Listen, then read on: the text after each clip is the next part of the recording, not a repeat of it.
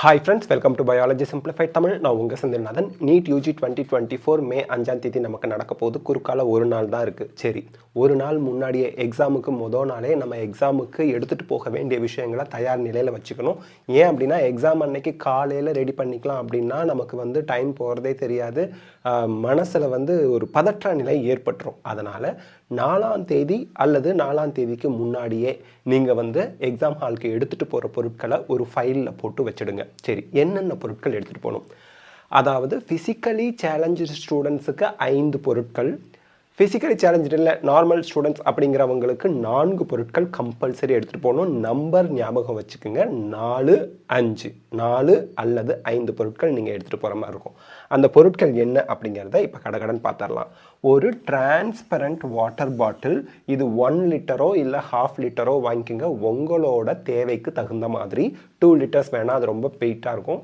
1/2 litre அல்லது 1 litre வாங்கிட்டு அந்த ரேப்பரை கிழிச்சா transparent water bottle ready. So ஒரு transparent water bottle allowed up to 1 litre போதும். 500 ml to 1 லிட்டர் போதும். வீட்டில் இருக்க வாட்டர் பாட்டில்லாம் எடுத்துகிட்டு போன வேணாம். யூஸ் அண்ட் த்ரோ கடையில் 20 ரூபாய்க்கு வாங்கிக்கோங்க. That's it, enough. ஸோ ரேப்பரை பிரித்து போட்டுடலாம். செகண்ட் என்ன எடுத்துகிட்டு போகணும்? Additional photograph as it is in the admit card. Passport size photograph எடுத்துகிட்டு போகணும். அதில் உங்களுக்கு ஒரு டவுட் வரும், அவன் பாஸ்போர்ட் சைஸா அல்லது போஸ்ட் கார்டு சைஸான அவன் கொடுக்கல அடிஷ்னலாக எடுத்துகிட்டு போகிறது அப்படின்னா அவங்க என்ன சொல்லியிருக்காங்க, அட்டண்டன்ஸ் ஷீட்டில் ஒட்டுறதுக்கு எடுத்துகிட்டு வாங்கங்கிறாங்க. அட்டண்டன்ஸ் ஷீட்டில் போஸ்ட் கார்டு சைஸ் ஃபோட்டோ ஒட்டுறதுக்குலாம் இடம் இருக்காது. பாஸ்போர்ட் சைஸ் ஃபோட்டோ ஒட்டுற இடம் தான் இருக்கும். அது மட்டும் இல்லாமல் காலங்காலமாக போன வருஷம், அதுக்கு முந்தின வருஷம்லாம் நமக்கு ஸ்டூடெண்ட்ஸ் பாஸ்போர்ட் சைஸ் ஃபோட்டோ தான் எக்ஸாம் ஹாலுக்கு எடுத்துகிட்டு போகிறாங்க. அதனால தான் நம்ம இறுதியாக சொல்கிறோம். So passport size photograph. இப்போ இதில் நேம் அண்ட் டேட் இருக்கலாமா அப்படின்னு ஸ்டூடெண்ட்ஸ் கேட்குறாங்க. தாராளமாக இருக்கலாம். நீங்கள் அட்மிட் கார்டில் நமக்கு என்ன ஃபோட்டோவில் நேம் அண்ட் டேட் இருக்குதுன்னா அதே ஃபோட்டோ தான் எடுத்துகிட்டு வர சொல்லியிருக்காங்க. ஸோ அட்மிட் கார்டில் இருக்க மாதிரியே ஃபோட்டோ வித் நேம் அண்ட் டேட்டோட எடுத்துகிட்டு போங்க. எந்த பிரச்சனையும் இல்லை. ஓகேங்களா? சரி, பாஸ்போர்ட் சைஸ் ஃபோட்டோ தான் நீங்கள் எடுத்துகிட்டு போகணும். அதை மறந்துடாதீங்க. இப்போ நல்லா ஞாபகம் வச்சுக்கோங்க. அட்மிட் கார்டில் நான் ஃபஸ்ட்டு பேஜில் பாஸ்போர்ட் சைஸ் ஃபோட்டோ ஓட்டுறேன், செகண்ட் பேஜில் போஸ்ட் கார்டு சைஸ் ஃபோட்டோ ஓட்டுறேன், அதுக்கப்புறம் ஒரு தனியாக பாஸ்போர்ட் சைஸ் ஃபோட்டோ எக்ஸ்ட்ராவாக எடுத்துகிட்டு போகிறேன். டோட்டலாக 3 ஃபோட்டோ. அட்மிட் கார்டில் 2 ஃபோட்டோ, ஒன்று போஸ்ட் கார்டு சைஸ், ஒன்று பாஸ்போர்ட் சைஸ் ஒட்டியாச்சு. கையில் ஒரு ஃபோட்டோ எக்ஸாம் ஹாலுக்கு எடுத்துகிட்டு போகிறீங்க, மறந்துடாதீங்க. சரி, நெக்ஸ்ட்டு அடுத்து 3ஆவதாக நீங்கள் எடுத்துகிட்டு போக வேண்டிய விஷயம் அட்மிட் கார்டு. இந்த 3 பேஜ் பிரிண்ட் ஆகி வந்திருக்கு இல்லையா, இந்த அட்மிட் கார்டை நீங்கள் எடுத்துகிட்டு போகணும். ஆல் 3 பேஜஸ் எடுத்துகிட்டு போங்க.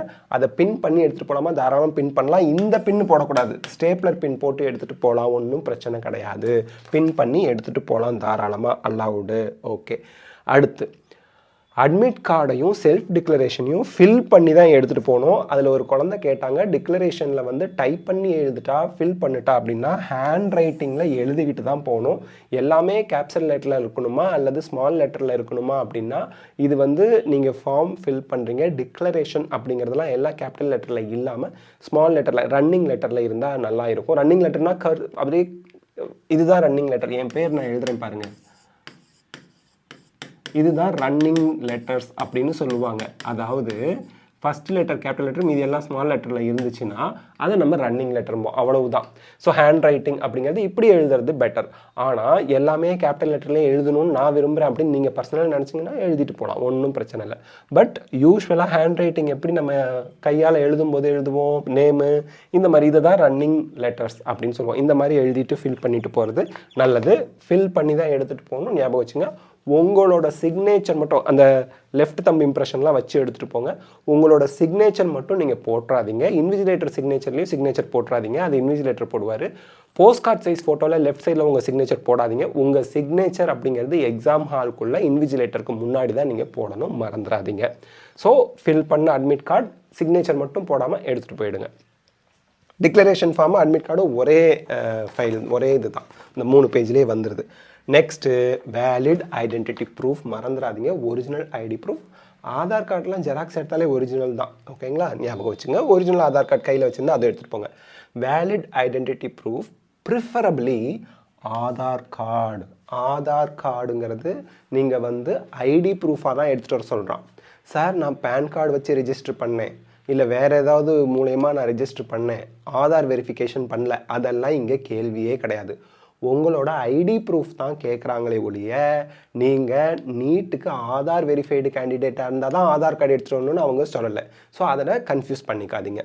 So Aadhaar card as ID proof, அவ்வளோதான், identity proof. Aadhaar card with ஃபோட்டோகிராஃபோட இருக்கலாம், ஆதார் இருக்கலாம், ரேஷன் கார்டு இருக்கலாம், Aadhaar enrolment number with photo to centre, இதில் ஏதாவது ஒன்று எடுத்துகிட்டு போகலாம். இப்போ ஆதார் சம்மந்தமாக எதுவுமே இல்லை அப்படின்னா, however other valid identity proof அவங்க எதை சொல்கிறாங்க அப்படின்னா, PAN card, driving licence, voter ID, 12th class board admit or registration card, admit card தான் ரெஜிஸ்ட்ரேஷன் கார்டு, கால் டிக்கெட்னு சொல்லுவோம், passport, original school ID card, இதில் எல்லாத்துலேயும் உங்கள் ஃபோட்டோ இருந்துச்சுன்னா ஓகே. ஸோ உங்கள் ஃபோட்டோவோடு இருக்கணும், ஓகேங்களா? ஸோ இப்போ ரெஜிஸ்ட்ரேஷன் கார்டாக தான் இதில் உங்கள் ஃபோட்டோ கம்பல்சரி இருக்கணுங்கிறத தெளிவாக சொல்லியிருக்காங்க. இதில் என்ன சொல்லியிருக்காங்க, only in case of non availability of the Aadhaar card, இல்லைன்னா இதில் ஏதாவது ஒன்று எடுத்துகிட்டு போங்க. இவங்க சொல்லியிருக்கிறத தவிர வேறு எந்த ஐடி கார்டோ அல்லது வேறு எந்த ஃபோட்டோ காப்பீஸ், அதாவது ஜெராக்ஸோ அல்லது அட்டஸ்ட் ஸ்கேன் வாங்கின ஃபோட்டோவோ எடுத்துகிட்டு போகாதீங்கன்ட்டாங்க. ஸோ ஒரிஜினல் ஐடி கார்டு நீங்கள் எடுத்துகிட்டு போகணும், மறந்துடாதீங்க. சரி, நெக்ஸ்ட், ஃபிசிக்கலி சேலஞ்ச் ஸ்டூடெண்ட்ஸாக இருந்தால் பிடபிள்யூடி சர்டிஃபிகேட் ஒரிஜினல் நீங்கள் எடுத்துகிட்டு போகணும். டிஸ்ட்ரிக்ட் லெவலில் கொடுத்த ஒரிஜினல் பிடபிள்யூடி சர்டிஃபிகேட் எடுத்துகிட்டு போகணும்.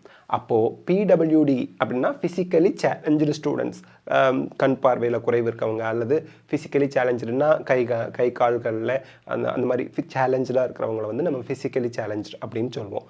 அவங்களுக்கு பிடபிள்யூடி சர்டிஃபிகேட் எடுத்துகிட்டு போகணும். ஃபிசிக்கலி சேலஞ்சு இல்லைன்னா பிடபிள்யூடி சர்டிஃபிகேட் தேவையில்லை. ஓகே, உடல் ஊனமுற்றவர்கள்னு சொல்லக்கூடாது. இங்கிலீஷ் தெரியாதவங்களுக்கு, சாதாரண குழந்தைங்க, அவங்களுக்கு வந்து இந்த சர்டிஃபிகேட்னா என்னன்னே தெரியாது சார் அப்படின்னு நிறைய குழந்தைங்க பேரண்ட்ஸ் இருப்பாங்க. அவங்களுக்காக இந்த வார்த்தையை சொல்கிறேன். உடல் ஊனமுற்றவர்கள் அப்படின்னு சொல்லுவோம் இல்லையா, அவங்கள ஃபிசிக்கலி சேலஞ்சு அப்படின்னு தான் சொல்லணும். அவங்களுக்கு தான் இந்த 5வது பிடபிள்யூடி சர்டிஃபிகேட், மற்றவங்களுக்கு தேவை கிடையாது. அப்போது திருப்பி ஒரு தடவை கடகடன்னு பார்த்துடலாம்.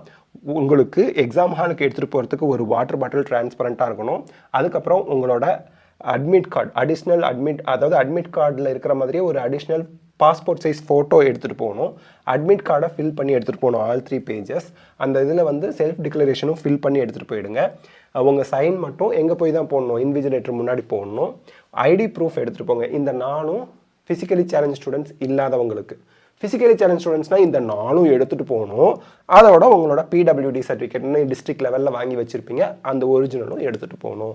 ஐடி ப்ரூஃப் வந்து ஆதார் கார்டு ஒரிஜினல் தான். ஃபிசிக்கலி சேலஞ்ச் ஸ்டூடெண்ட்ஸுக்கு ஆதார் கார்டோட சேர்த்து ஃபிசிக்கலி சேலஞ்சு அந்த பிடபிள்யூடி சர்டிஃபிகேட் ஒரிஜினல் தான் எடுத்துகிட்டு போகணும். பத்திரமா எடுத்துகிட்டு போயிட்டு பத்திரமா வந்துடுங்க. இந்த அட்மிட் கார்டை அவங்க வாங்கி வச்சுப்பாங்க. நீங்கள் இதோட பிடிஎஃப் வந்து பத்திரமா வச்சுக்கோங்க. 2-3 காப்பி போட்டு ஃபைலில் போட்டு பத்திரமா வீட்டில் வச்சுக்கோங்க. ஸோ அவ்வளோதான். இதெல்லாம் ரெடி பண்ணிட்டீங்கன்னா நீங்கள் எக்ஸாம் ஹாலுக்கு இந்த இதை மட்டும் எடுத்துப்பாங்க. இதை தவிர வேறு எதுவுமே அலோடு இல்லை. பென் எடுத்துகிட்டு வரலான்னு அவங்க கொடுக்கல. நீங்கள் ஜஸ்ட் ஒரு ப்ளூ பால் பெயின் பென்னோ பிளாக் பால் பெயின் பென்னோ எடுத்துகிட்டு போங்க. அங்கே பென் அலோடு இல்லைன்னா வெளியில் கூட வந்தவங்ககிட்ட கொடுத்துட்டு போயிடுங்க, அவ்வளோதான்.